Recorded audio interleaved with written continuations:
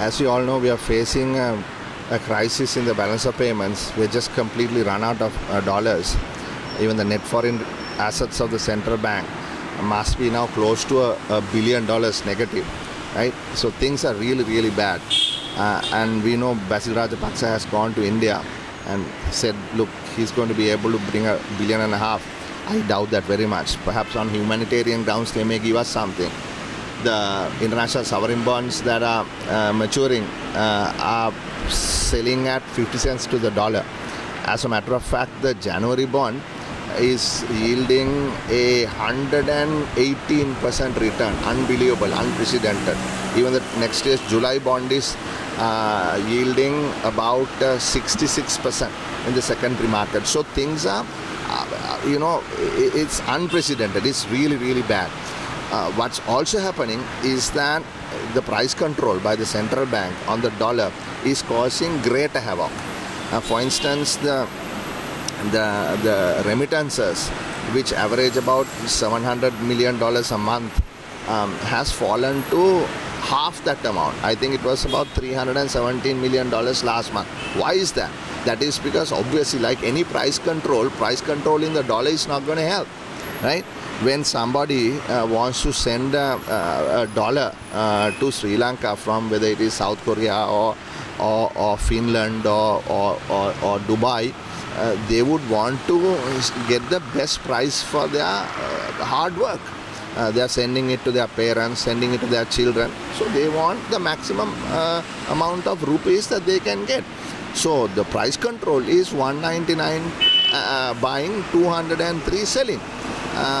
But that is unrealistic.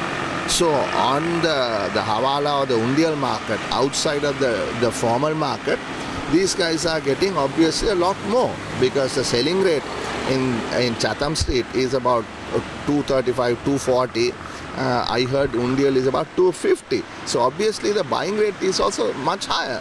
So if they can get to 25 or 230 or 235, obviously they are going to sell it at that as opposed to the 199. Now what they have done is, they are saying, okay, for the month of December we will pay you an additional 10 rupees on the dollar. So instead of 199, they probably get about 209. That's the central bank rate. But when it goes to the bank, they might get about 208. Now the question is a rational person going to sell at 208, or is he or she going to sell at 230, right?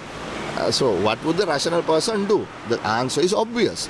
Now suddenly last night Nivan Cabral has tweeted saying he is going to freeze under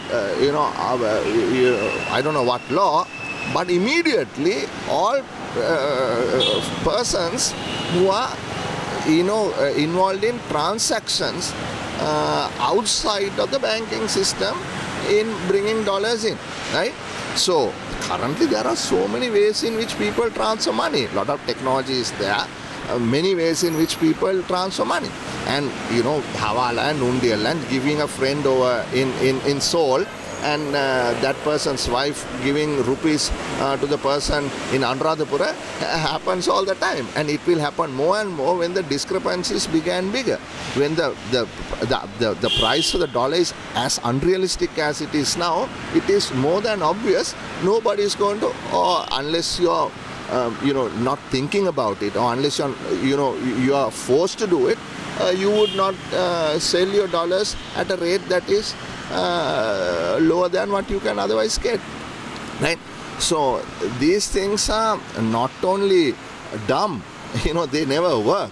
We tried this in 1970s also, started in 68 but was strengthened between 70 and 77 by Dr. N.M. Perera. It was called a FEAC system, Foreign Exchange Entitlement Certificate Scheme, so that there were two official rates and you could import and export certain items listed out by the government at a particular rate and others at yet another rate. They never worked. When Jayajardhana came, he abolished that system and unified the exchange rate by depreciating it by 45% after the 77 election.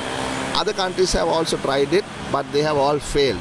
So all these ideas that have failed, from import substitution to fake systems, they are trying to re-implement here. This is ridiculous. On the one hand, Basil Rajapaksa, speaking in the budget debate, said, you see, these archaic laws and regulations of trying to control prices will never work. Right? He pasted, I am a neoliberal, on his forehead right there. But on the other hand, this is what Nimad Kapral is trying to do, price control US dollars. It cannot work. You know, he tried, or various people have tried it with rice, with milk powder, with sugar. Right? Did they work? Did they work? They didn't work. And the same thing with US dollars, it's not going to work. So you have to be realistic about this, and I try to grasp the situation. You can't just gloss over this and say, look, everything is going to be okay. Money is going to come from Abu Dhabi and Qatar and Oman and all the other places. It's not coming. It's not coming.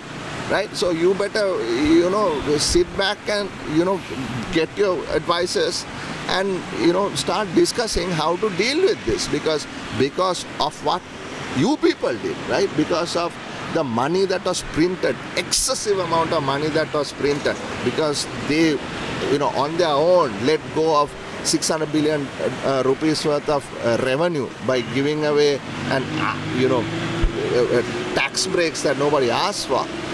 Now they are, you know, trying to fill the coffers by printing money, and the obvious result of massive printing of money is what we are now experiencing, right? Massive inflation and massive depreciation.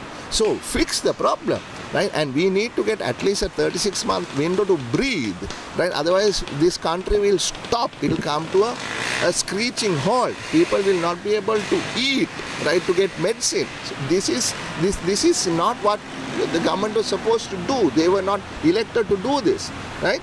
So therefore, think about what you need to do. If IMF is a solution to get a reprieve, then you better do that, right? Because the whole country cannot be held hostage by the various unwise things that you people are up to. Okay.